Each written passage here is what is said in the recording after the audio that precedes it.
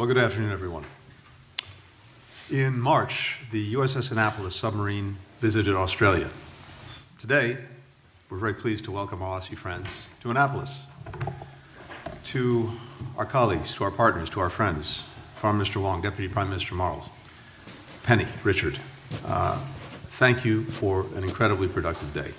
We're so grateful not only to have you here, but to have had a really terrific session, the 34th AUSMIN that's been held between our countries. And of course, I'm particularly grateful to my friend and partner, Secretary Austin, also to our hosts here, including Vice Admiral Davids, and the Naval Academy for the incredible hospitality today. If you'll forgive me, before getting into what we discussed in AUSMIN, I do want to say a few words about the Middle East.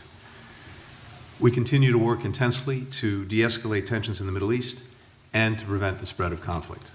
Over the past few days, we've been in constant contact with partners in the region and well beyond. In those conversations, we've heard a clear consensus. No one should escalate this conflict. We've been engaged in intense diplomacy with allies and partners, communicating that message directly to Iran. We communicated that message directly to Israel. Our commitment to Israel's security is ironclad. We will continue to defend Israel against attacks from terrorist groups or their sponsors, just as we'll continue to defend our troops.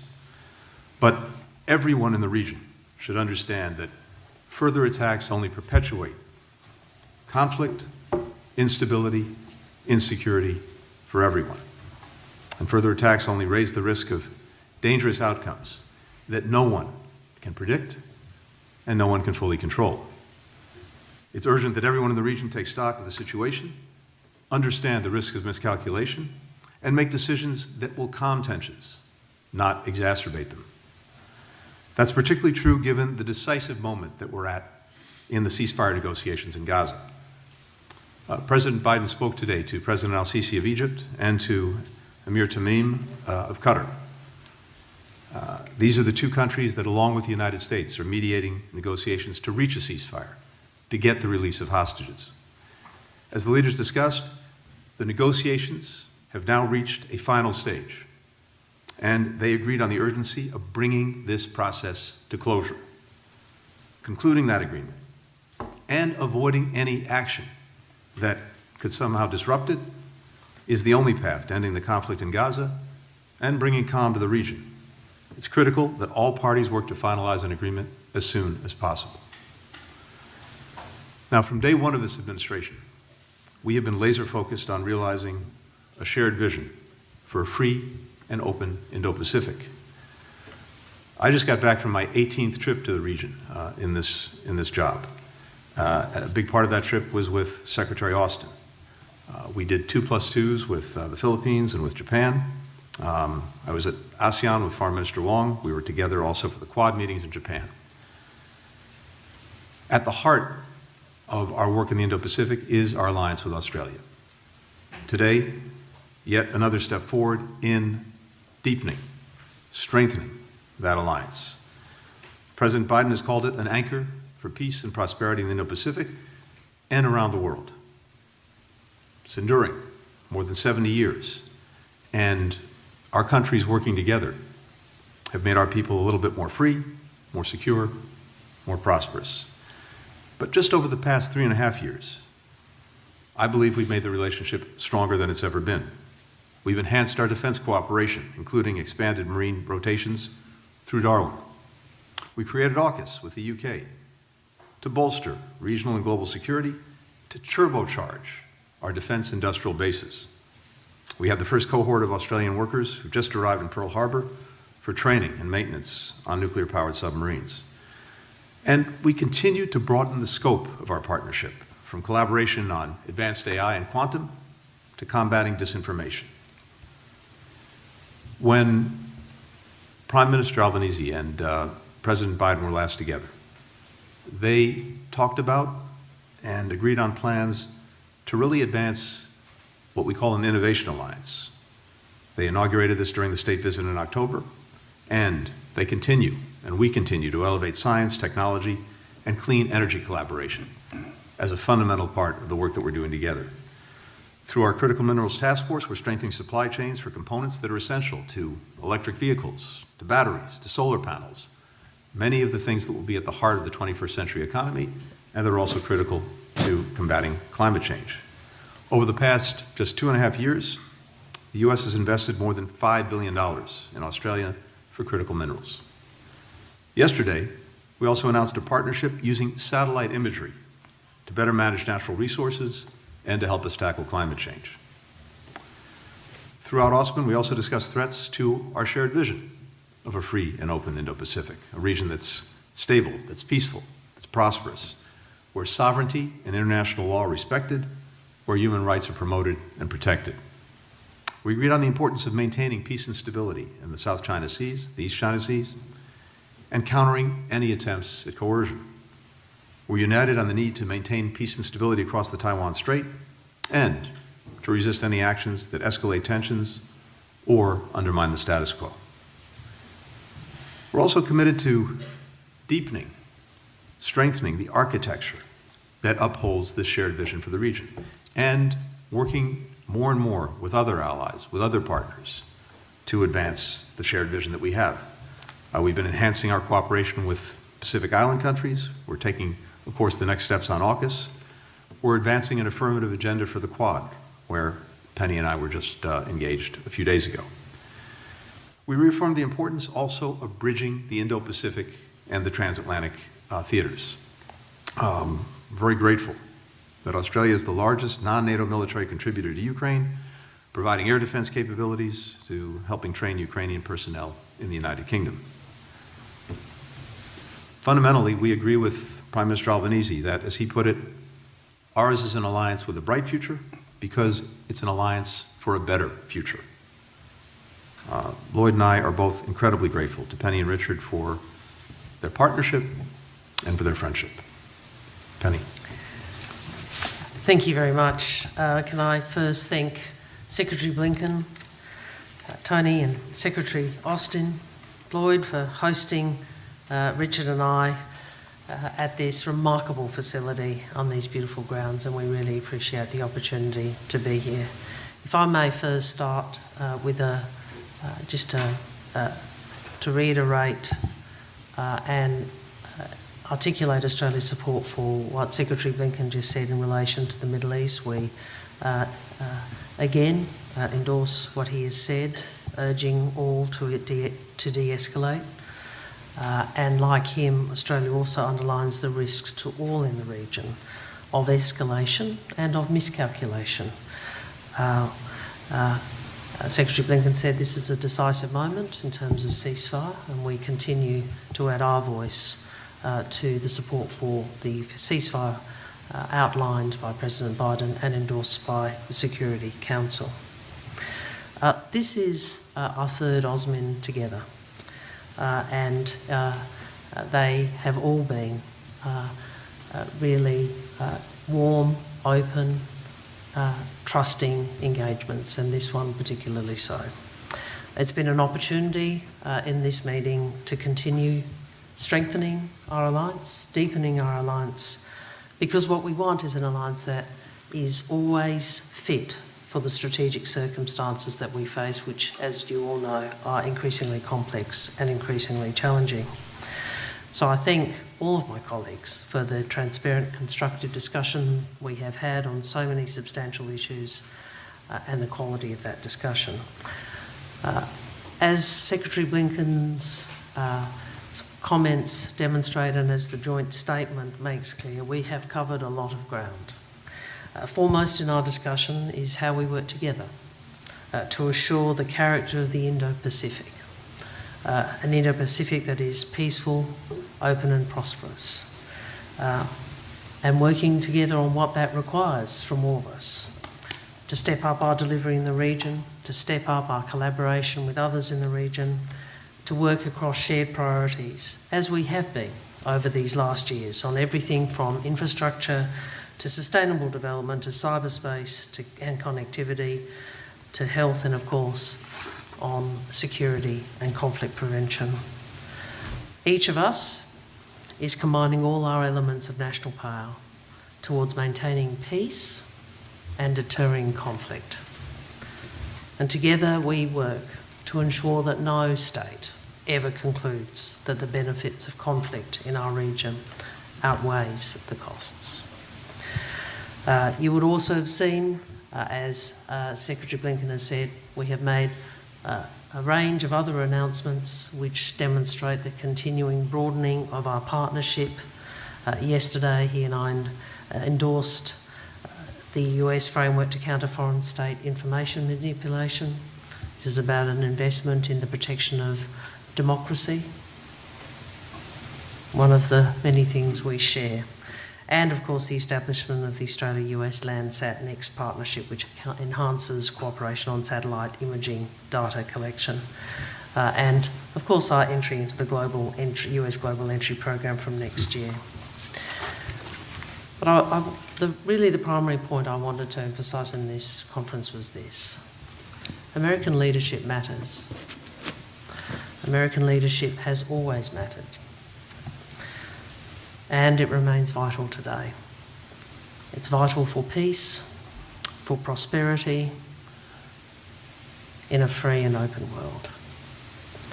So we acknowledge and thank the United States of America for that leadership.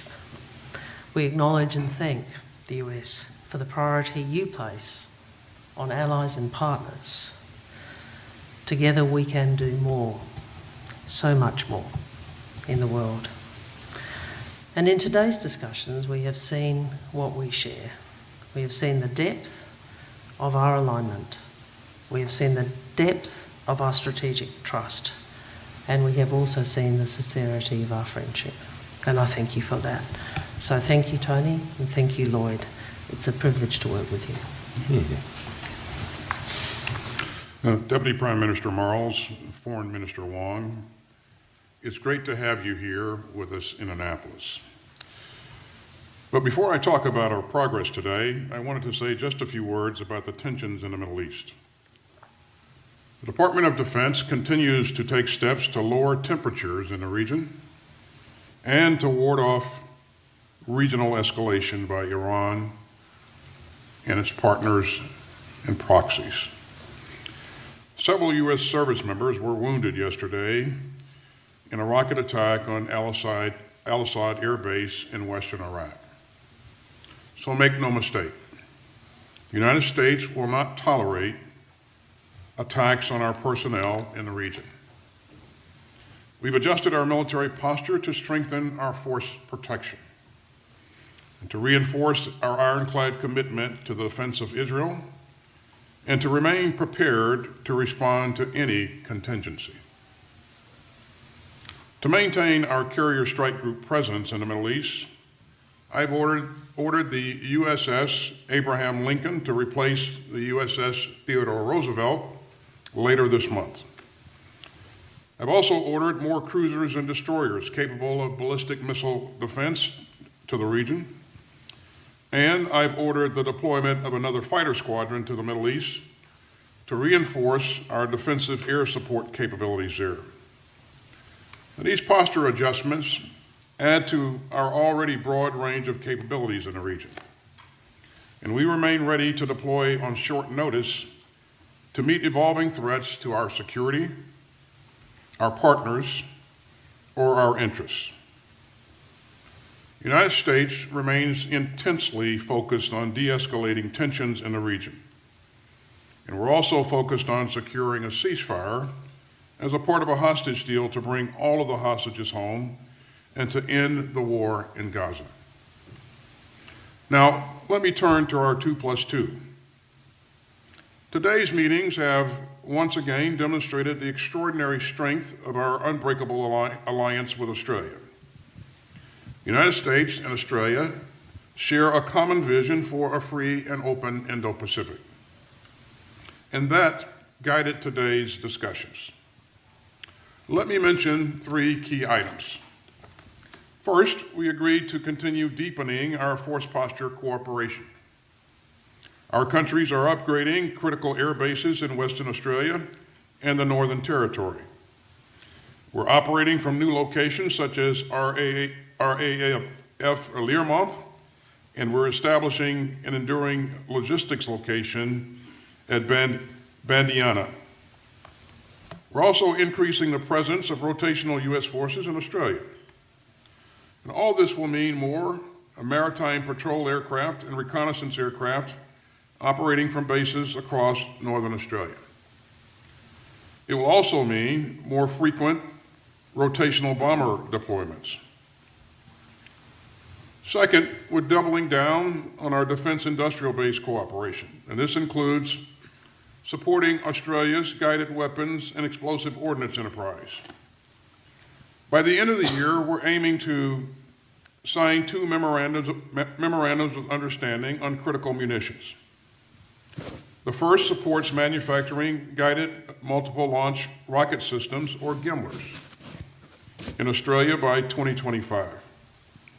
The second advances the co-production, co-sustainment, and co-development of the Precision Strike Missile, or PrSM.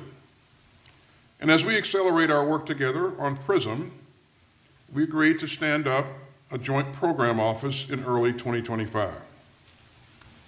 Together, these efforts will help ensure that we have the capability and the capacity that we'll need for decades to come.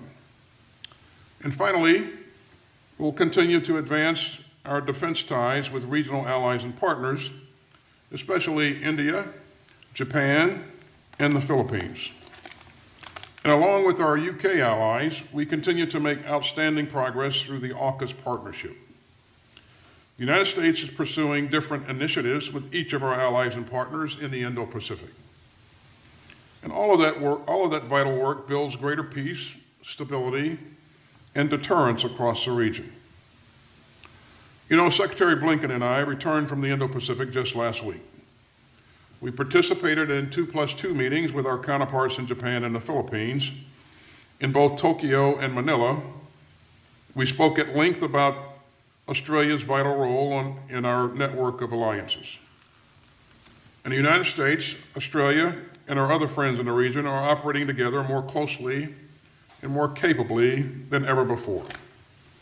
So Richard and Penny, thanks for your leadership and for your commitment to our alliance and to the security in the region. So we got a lot done today. We'll keep building on our joint achievements over the past 3.5 years, and we'll keep charting an ambitious course forward. Thanks again, and now, Richard, over to you.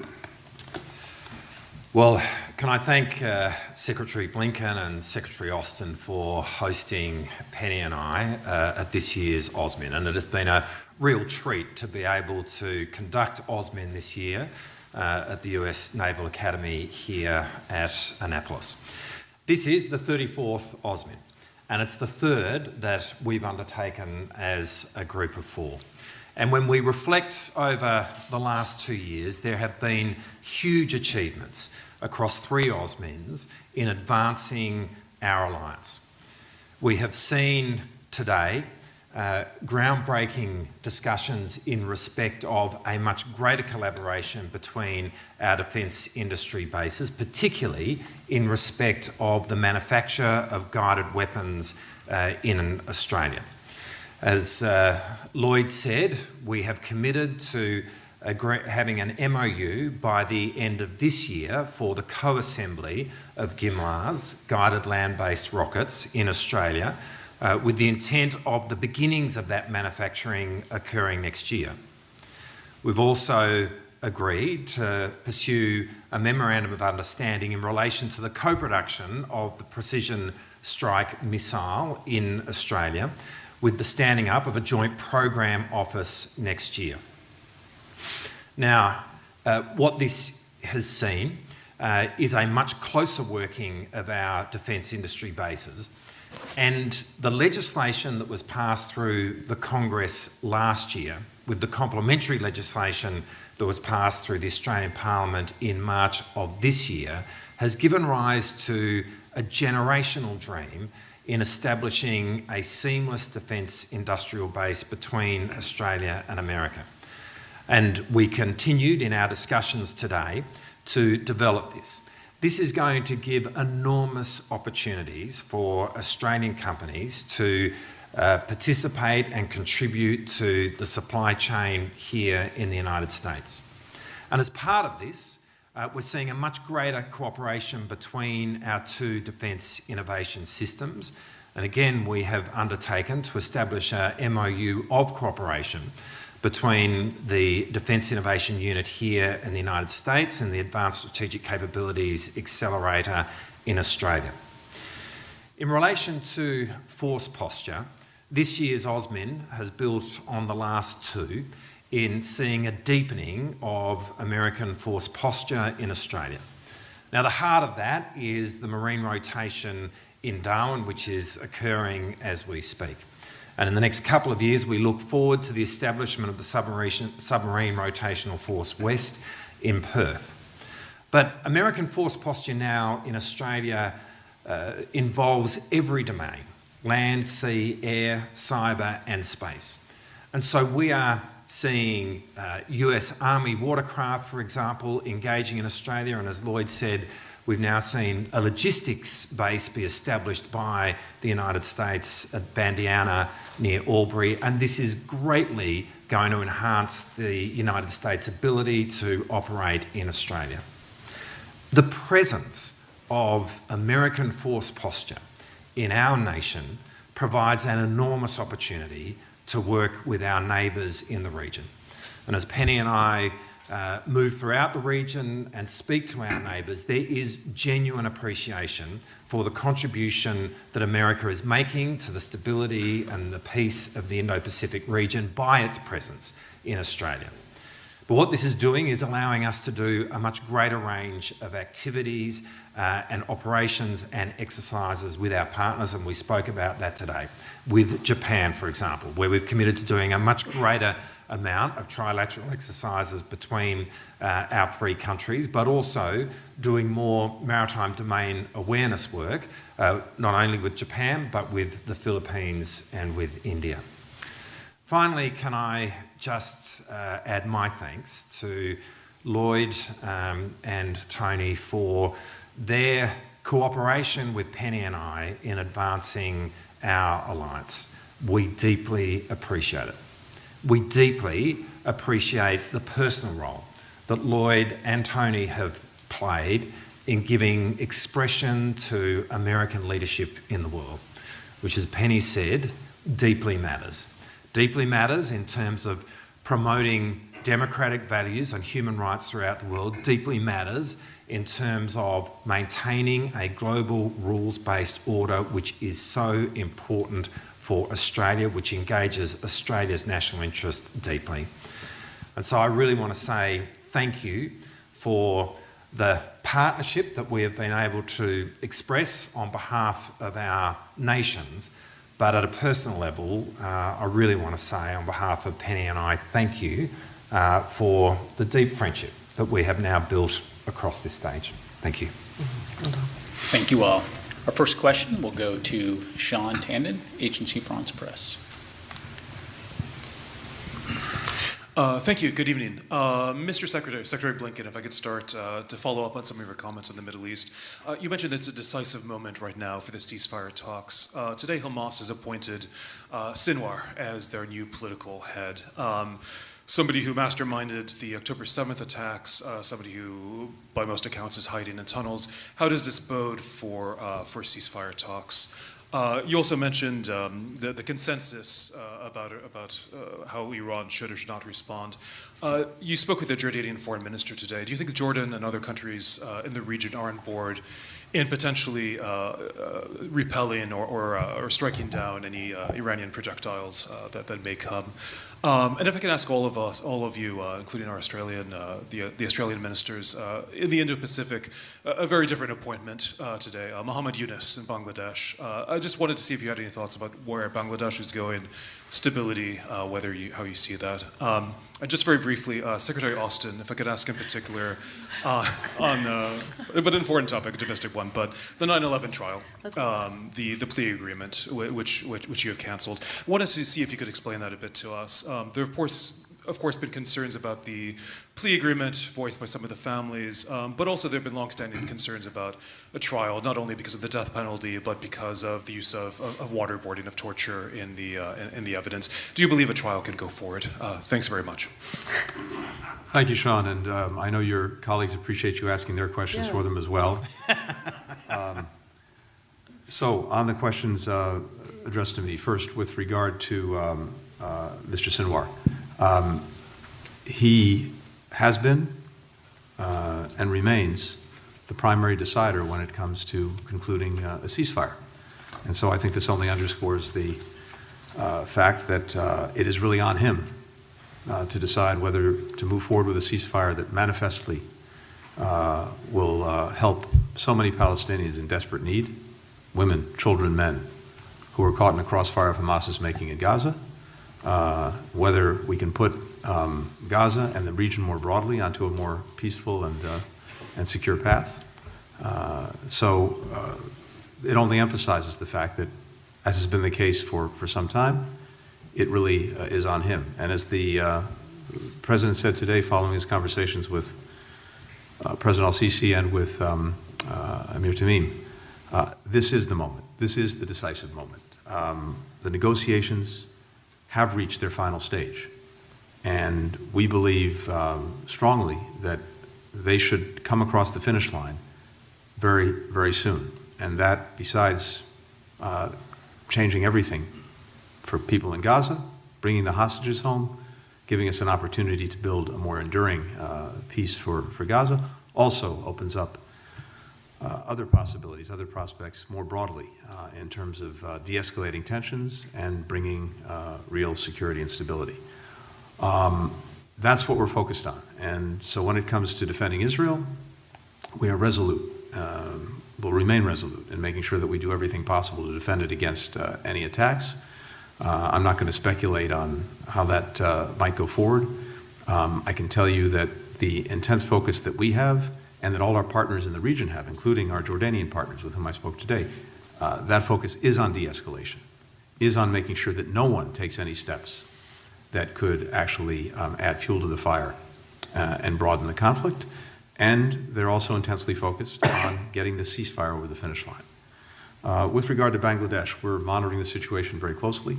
I would just say that any decisions that the interim government makes need to respect democratic principles, need to uphold the rule of law, need to reflect the will of the people. We, for our part, take very seriously the safety and security and well-being of American citizens, of our personnel. We went, as I think you know, to order departure of our non-essential personnel. And of course, we'll be watching this day in, day out.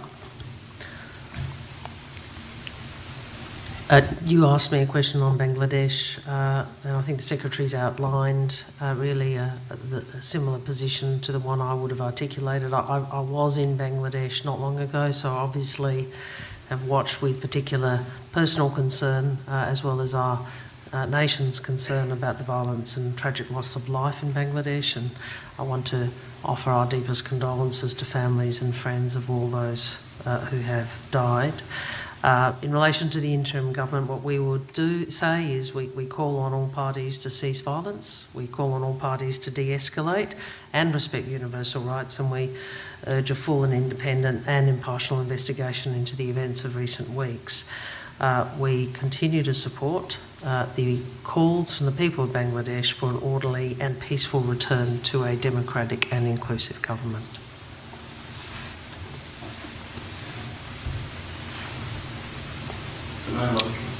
Yeah, He thinks okay. he probably had your quota. Richard was gonna. Well, thanks for the question. I would just say that there's not a day that goes by when I don't think of 9/11 and the Americans that were murdered that day. Also, those who died trying to save lives, and the troops and their families who gave so much for this country and in the years following that. I'm deeply mindful of my duty to all those whose lives were lost or changed forever on 9/11. And I fully understand that no measure of justice can ever make up for their loss. So this wasn't a decision that I took lightly. But I have long believed that the families of the victims, our service members, and the American public deserve the opportunity to see military commission trials carried out in this case. And I'll leave it at that. Okay. Our next question will go to Jade McMillan, Australian Broadcasting Corporation. Thank you very much. Secretary Blinken, Julian Assange's lawyers say that they'll be seeking a pardon for his criminal conviction in the US. Would you consider that to be appropriate? And secondly, were there any concerns raised on the US side about how the Australian government responded to his release? There was some criticism domestically, for example, that the welcome he received risked damaging the relationship between Australia and the US. Okay. Thank you. Look, we've had a legal process go forward and conclude. We didn't talk about this at all today. It didn't come up in our conversations. And in terms of what follows, I would refer you to our own Department of Justice. But as far as I'm concerned, there's a legal process. It's been concluded, and I'll leave it at that. Okay, our next question will go to Reuters. Idris. I've got a few questions as well, so strap in. Well, can I just ask Minister Wong and Deputy Prime Minister Marles, what role would Australia play in a Taiwan contingency beyond basing support? Would you commit troops to helping defend Taiwan? For Secretary Austin, who was behind the attack at Al-Assad yesterday? And do you believe an Iranian or Hezbollah attack against Israel is imminent? Secretary Blinken, why do you believe Prime Minister Netanyahu will heed your calls to de-escalate, given that for the past 9 months or so he's either ignored or gone directly against your requests, whether it's on civilian casualties or negotiations on the ceasefire? And more broadly, you mentioned the ceasefire talks are in their final stages. We've heard similar optimism before. Why, or do you believe that Israel has set back that effort, given that they allegedly killed the leader of the group that they're supposed to be negotiating with? Do you want to? Well, perhaps if I start and I'll hand over to Penny. I mean, the first point to make in respect of your first question is obviously we're not going to speculate about hypotheticals in the future. Our alliance is one where we are working closely together with the United States to deter conflict in the future. And that is where our focus and energy is at. And in that respect, our position remains one of supporting the status quo across the Taiwan Straits and not wanting to see any unilateral change to that status quo. Thanks, Idris. In terms of who was behind the attack on Al-Assad, we're sure that it was an Iranian-backed Shia militia group. Specifically, which group we're still investigating to determine that. In terms of whether or not or when Iran would choose to attack Israel, I'm not going to speculate on any Iranian actions going forward. Idris, as you know, what I've been focused on is making sure that we're doing everything we can to put measures in place to protect our troops and also make sure that we're in a good position to aid in the defense of Israel if called upon to do that. So you've seen us do a number of things to strengthen our force posture. And again, I'm in constant communications with my commanders in the region and also with our allies as well. So we'll see how this evolves, but I won't speculate on any specific action by Iran or any other Iranian-backed group going forward. And Idris, with regard to the Middle East, it is manifestly in the interests of everyone involved to avoid escalation, to avoid the conflict spreading. And I believe that actually no one wants escalation. No one wants to see the conflict spread. But it's very important that no one takes steps that could lead to that, even if it's unintended. And that's why we've been engaged in this intense effort across the region and beyond to press everyone involved, including Israel, to avoid anything that could actually escalate the conflict. And again, it comes down to the fact that that's not where people want to go. We want to make sure to the best of our ability that they don't go there, even inadvertently. When it comes to the ceasefire, let's understand where we are, how we got there, and why we believe this is something that should close, and should close very soon. Some weeks ago now, President Biden put before the world a proposal for the ceasefire, the release of hostages, a pathway to an enduring peace in Gaza. And the entire world rallied behind it. Country after country stood up in support of the proposal, culminated in a vote at the United Nations Security Council, 14-0, endorsing the proposal, indeed incorporating it into a resolution. We don't see the Security Council agreeing on much these days, but I think that reflects the fact that quite literally the entire world came out in support of it. And then it took some time, but Hamas, after a couple of weeks, agreed to support the proposal. So there's agreement on the framework.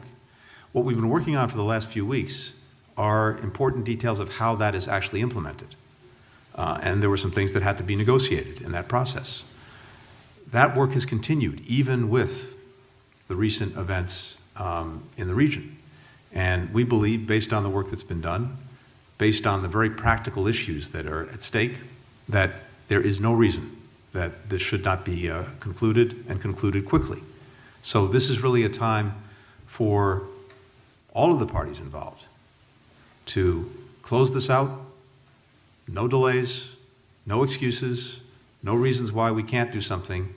Focus on getting to yes. The reason, among other things, that we very much want to avoid any escalation is because, yes, that has the potential to disrupt concluding the ceasefire agreement.